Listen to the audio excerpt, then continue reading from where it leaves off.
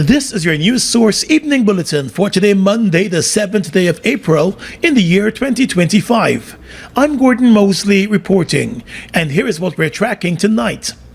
Minister of Labour Joe Hamilton today called on his regional colleagues to take bold steps to protect the future of workers in the region in the face of the many challenges facing the Caribbean.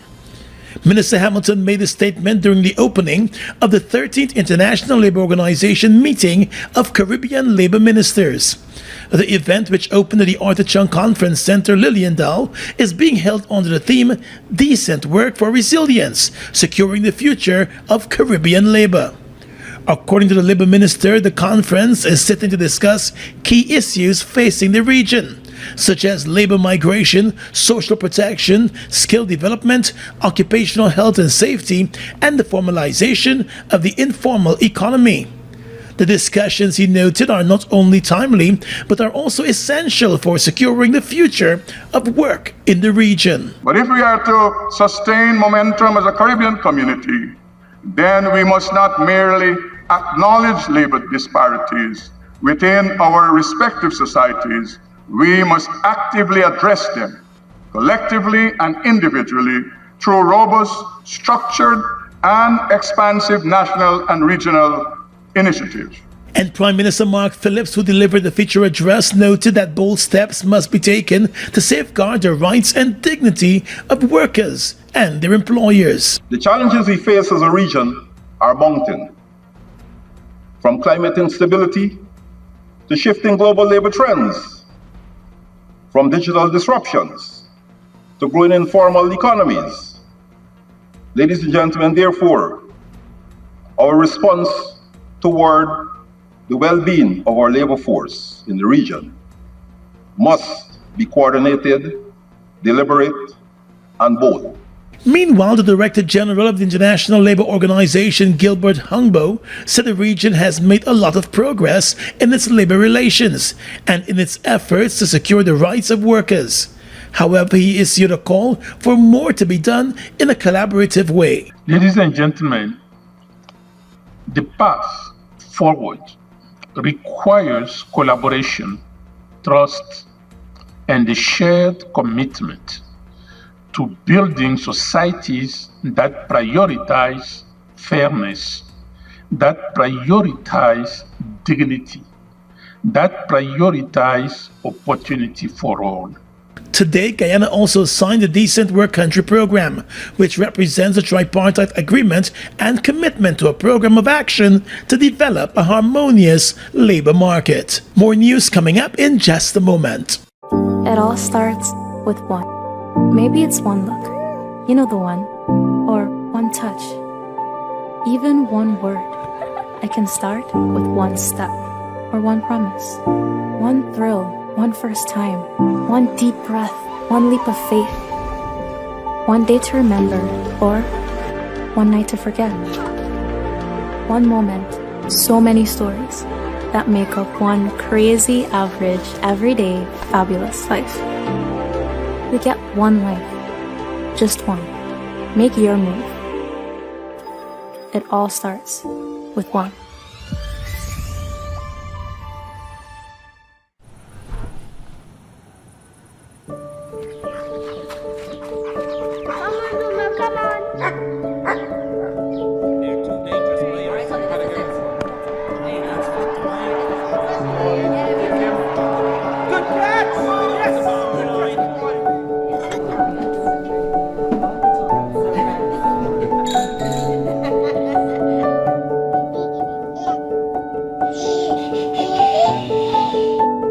Your own home is so much more than just four walls, floors, and ceilings. It's a lifetime of great memories and stories. Come talk to us and start your journey home today. Republic Bank, we're the one for you. Keeping up with the kids' growth spurts might mean it's time for a bigger fridge. Don't worry, at Quartz, we've got you. Save up to $50,000 on select fridges. Get a free grill or mixer with select stoves and more. Need to upgrade your home? Get smart TVs from as low as $32,999. Plus, shop today and pay later. And make your first payment in 30 days with Quartz Ready Finance. Whatever you need, we've got you. Only at Quartz, bringing value home. Offer ends April 23, 2025.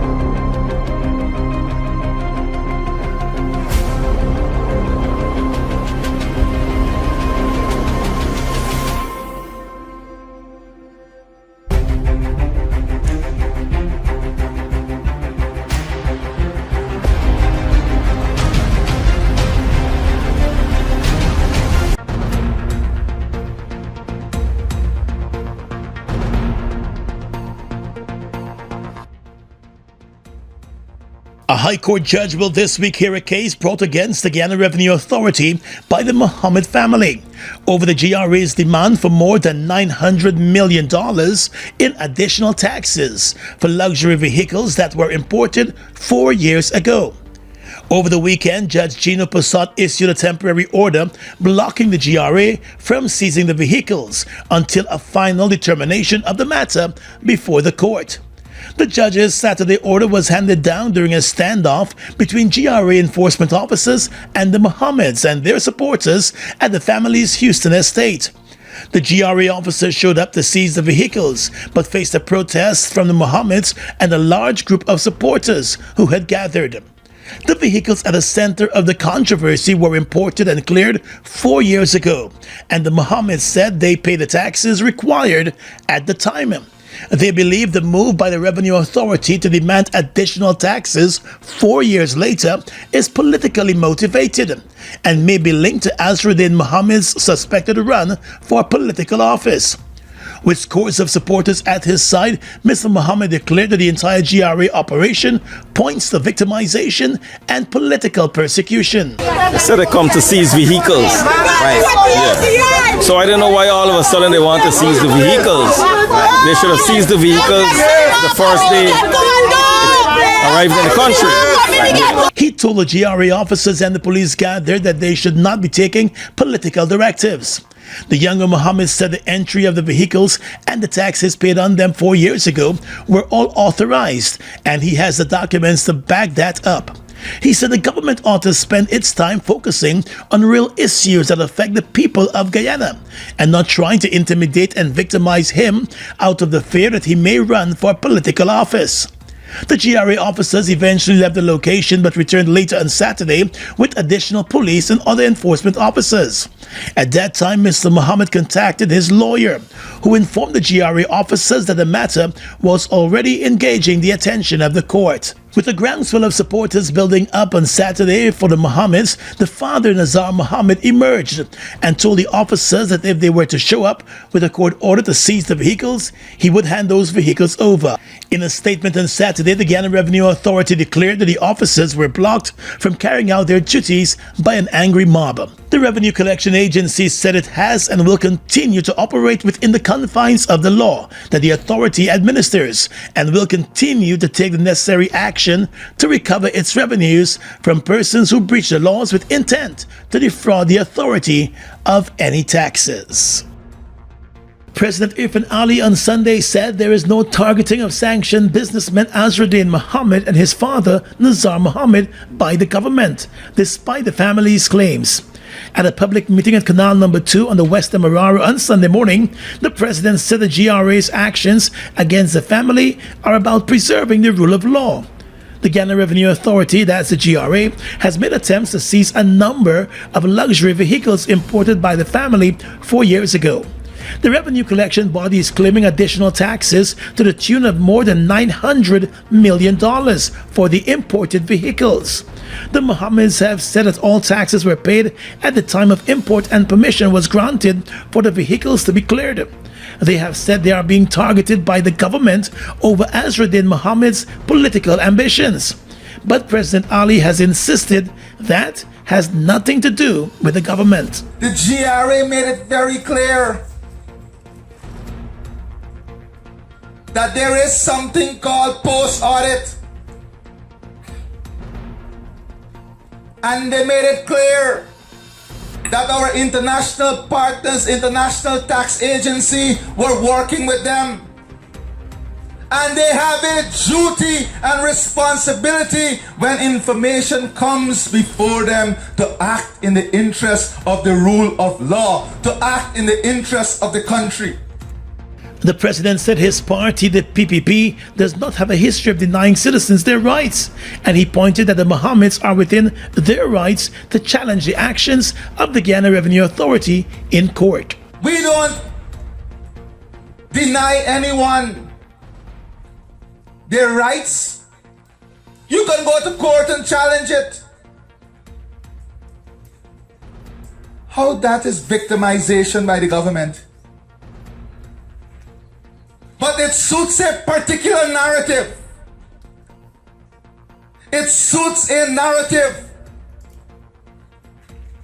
You know, everybody can say what they want to say about the PPP and how they want to say it.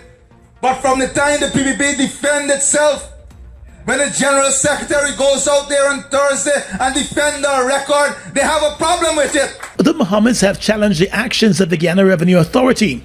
The matter is expected to be heard in court this week. During his Sunday public meeting, President Ali also told party supporters that the PPP is no longer prepared to sit and watch the party's image being tarnished by individuals and groups.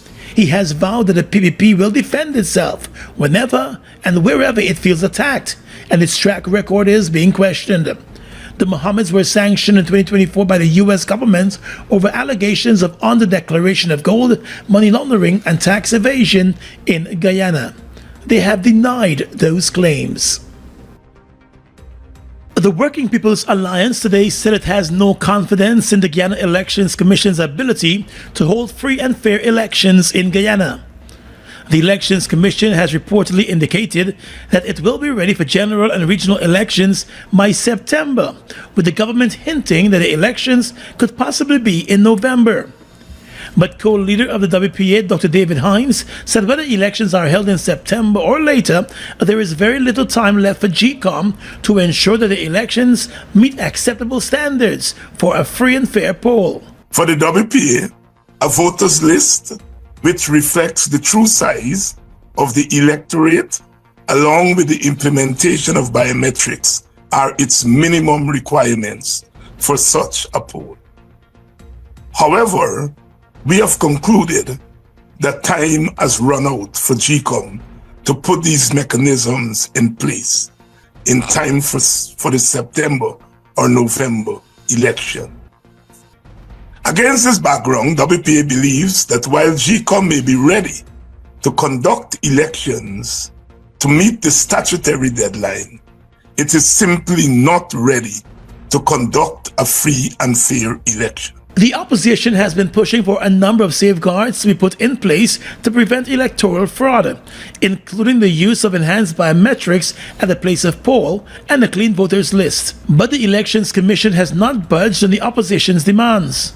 GCOM's failure to meet the latter standard is due to a combination of delaying tactics on the part of a majority of the Commission and the capture of the organization's machinery by the PPP.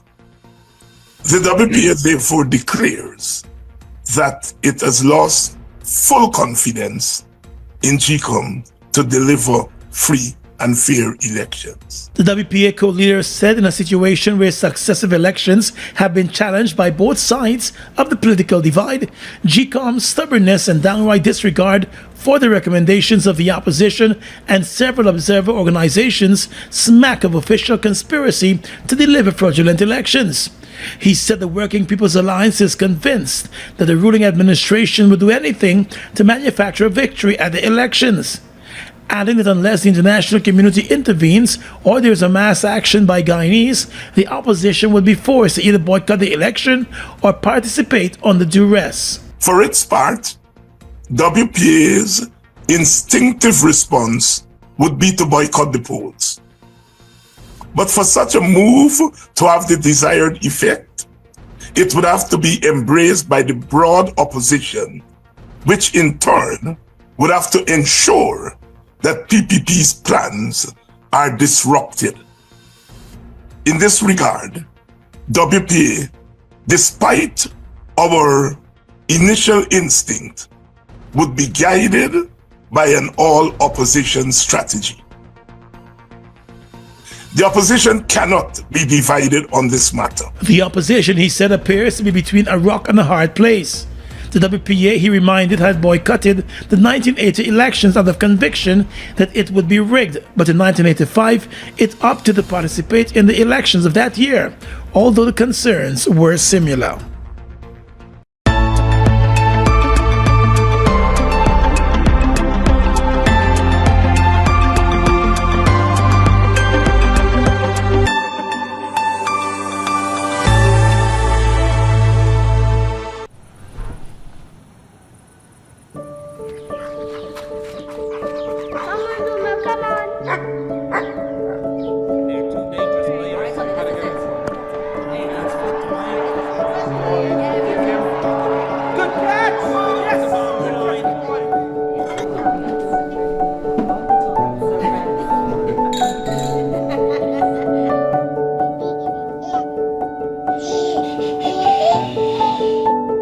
Your own home is so much more than just four walls, floors, and ceilings. It's a lifetime of great memories and stories. Come talk to us and start your journey home today. Republic Bank. We're the one for you.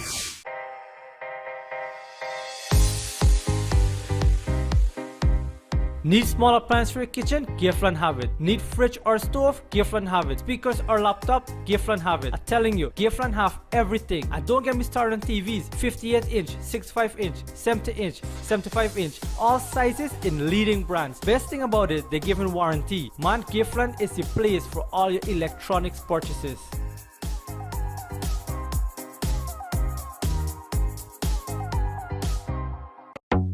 Washi.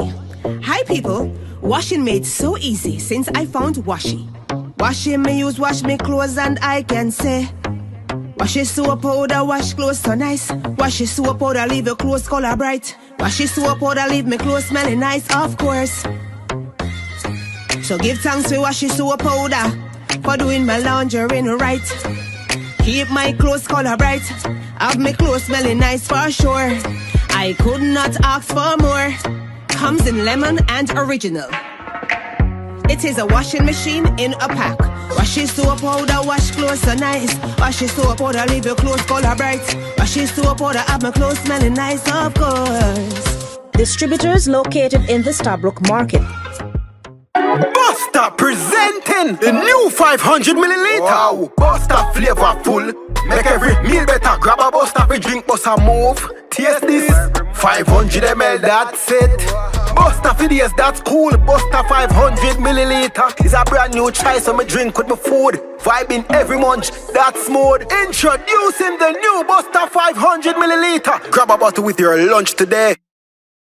The construction of the new $260 million the Marara River Bridge is advancing, with the Minister of Public Works, Juan Edgil, expressing confidence that the project will be completed by this August.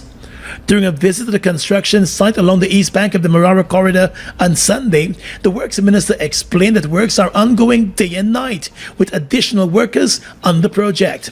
The contractor, China Railway Construction Company, has added more than 100 workers to fast-track the completion of the bridge. For those of us who are wondering if the bridge is going to be finished by the deadline, that's what we are working towards. All things go well. We have worked with the Chinese contractor and the consultants to increase their teams. And what do I mean? If the contractor is working, the consultant also needs to have more resources on ground to supervise and ensure that everything is in order. So we have to increase the size of the consultants team, and we have to increase the size of the workers. The East Bank, the Marara Corridor between the Ramada Princess Hotel and Nandi Park was closed all weekend to facilitate the installation of sections of the bridge.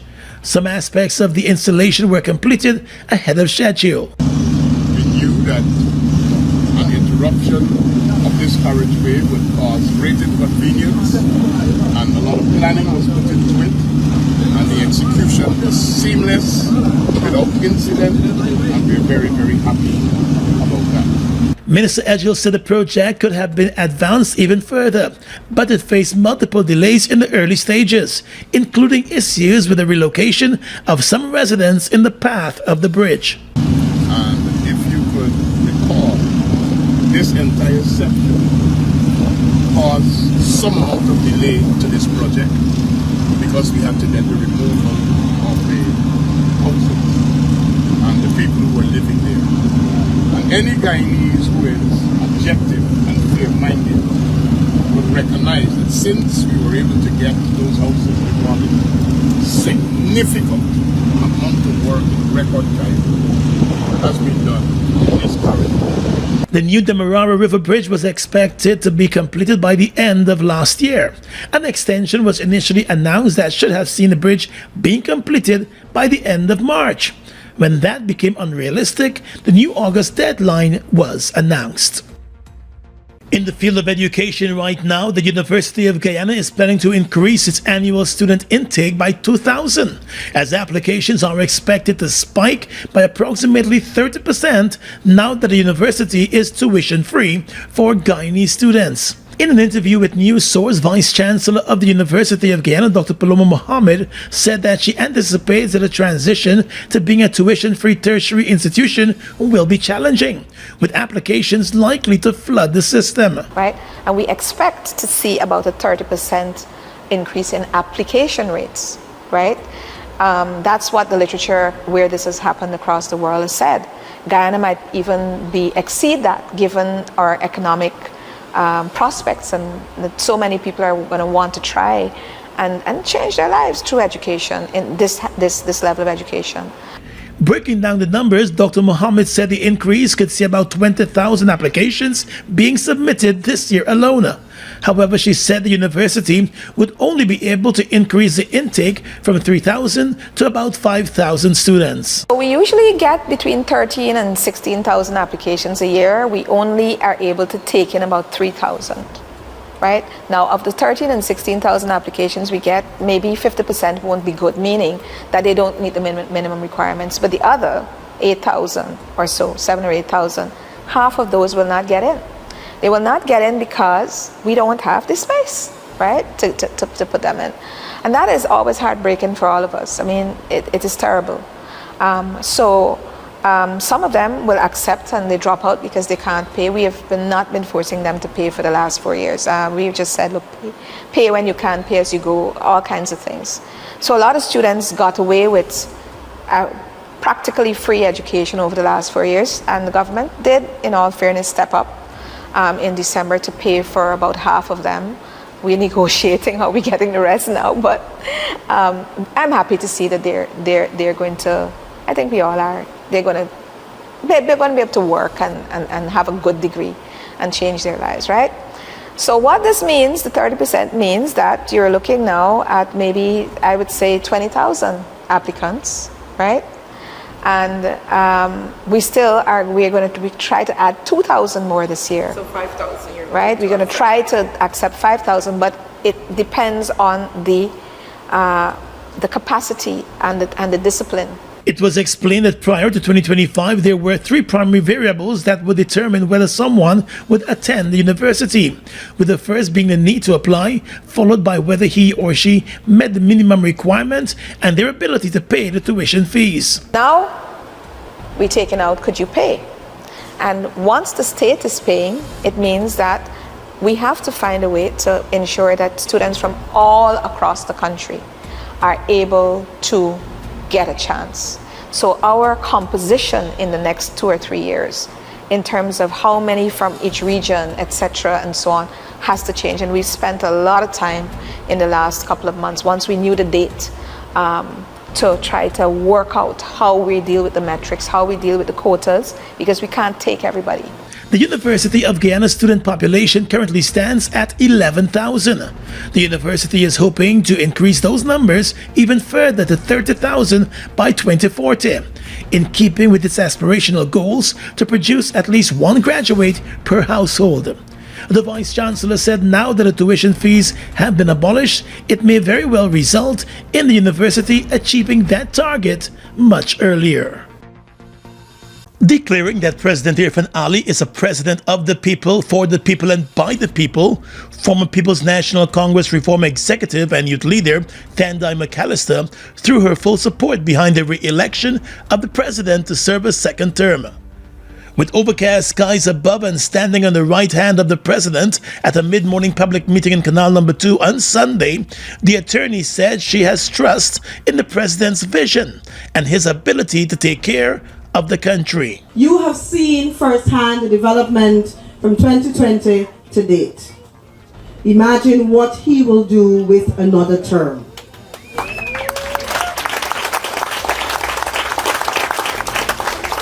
I trust his vision. I trust his word. His word is his bond. I have proven that. I've known him for many years. Many years. And I'm saying to you, trust him with another term. Trust him with Guyana's future.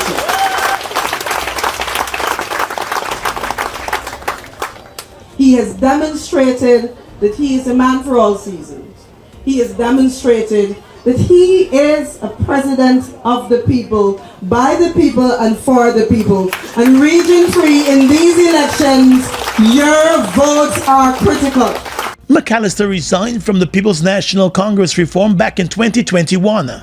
At the time, she was an executive member of the party and also the chairman of the party's Region 3 branch.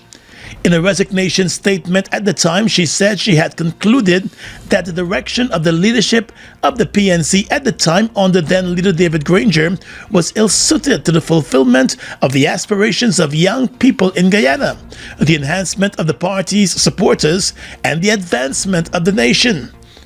She campaigned in 2020 for the re-election of Mr. Granger and told a Region 3 rally during the elections then that they had a choice of re-electing a decent and honest man in then President David Granger or the other option, who she described as someone with 0 degrees and 19 charges, in a reference to then presidential candidate Irfan Ali. It was Ali who went on to win the elections. On Sunday, Thandai McAllister said, while many might have known her from the other side of the aisle, she has now joined forces with President Ali because she believes in his vision. These elections that are upcoming will determine the future of this country.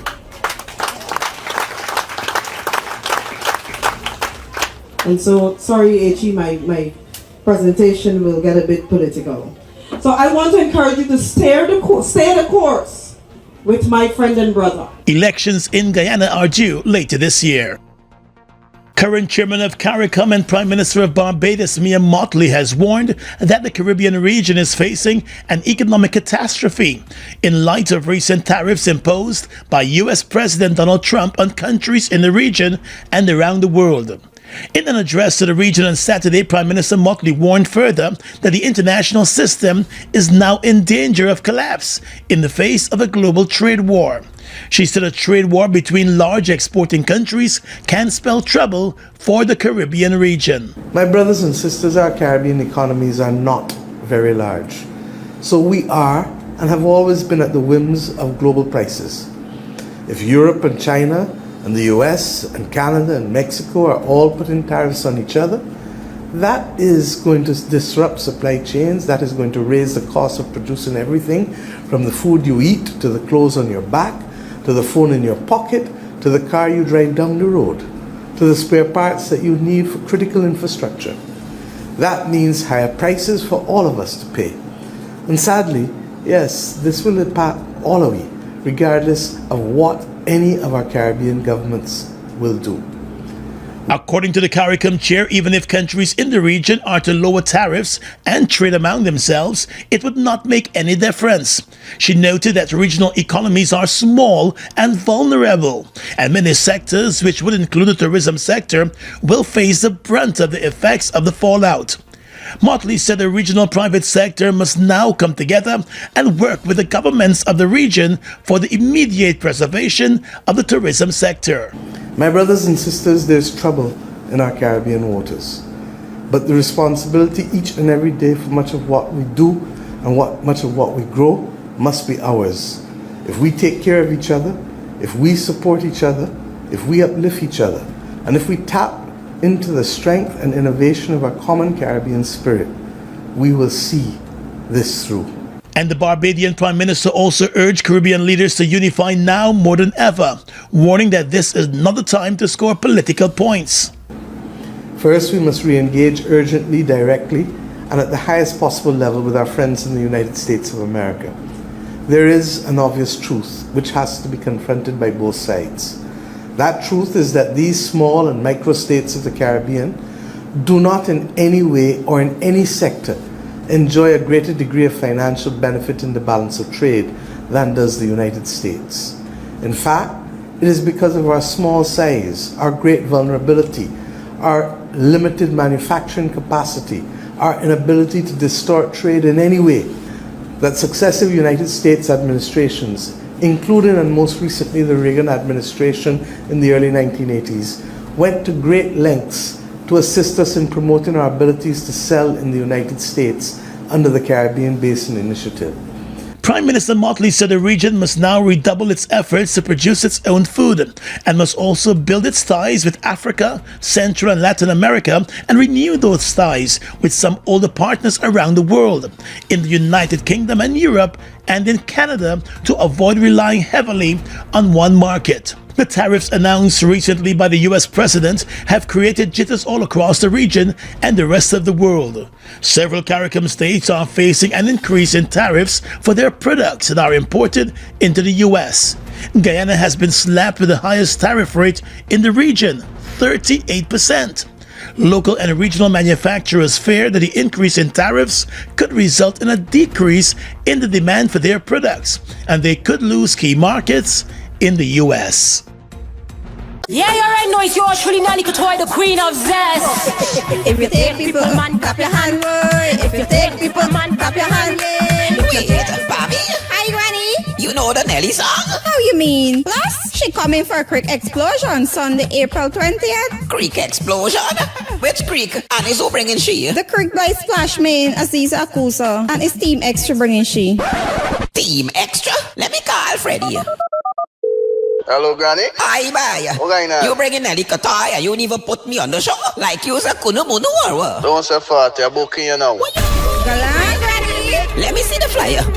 Female dancing competition over 160,000 given away, plus male dance off for one motorbike. Music by Bobby Kush, DJ Magnum, DJ Garwin, David Hype, and Papa Feelings. Are you giddy up and get your early bird tickets for $2,000 at Team Extra Stabrook Market, Just Your Size Boutique, White Castle Fish Shop, and Fireside Sweets. Brick Explosion, compliments of Fireside and Team Extra.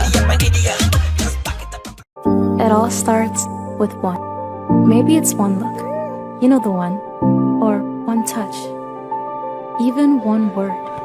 I can start with one step, or one promise, one thrill, one first time, one deep breath, one leap of faith, one day to remember, or one night to forget.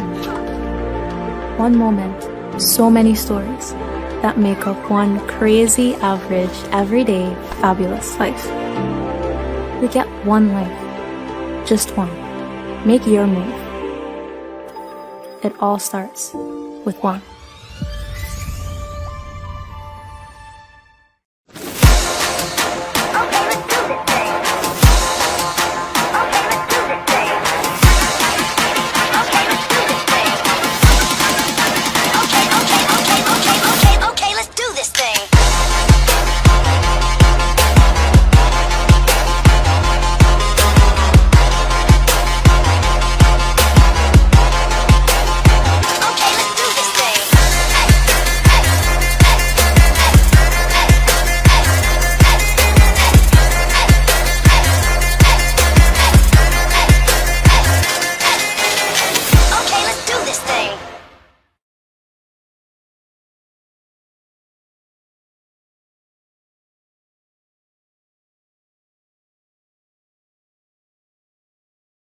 Guyana's economy is rapidly transforming, and we're all part of it. Guyoil is at the forefront of this development by providing reliable and efficient energy and supporting community development from the very core. 100% of Guyoil's profit goes back to building schools, roads, and other important infrastructure that connects our cities and towns, providing fuel to domestic, marine, industrial, and aerial transportation. Guy Oil has now repositioned itself as market leader in the petroleum industry, building a better future for all of us.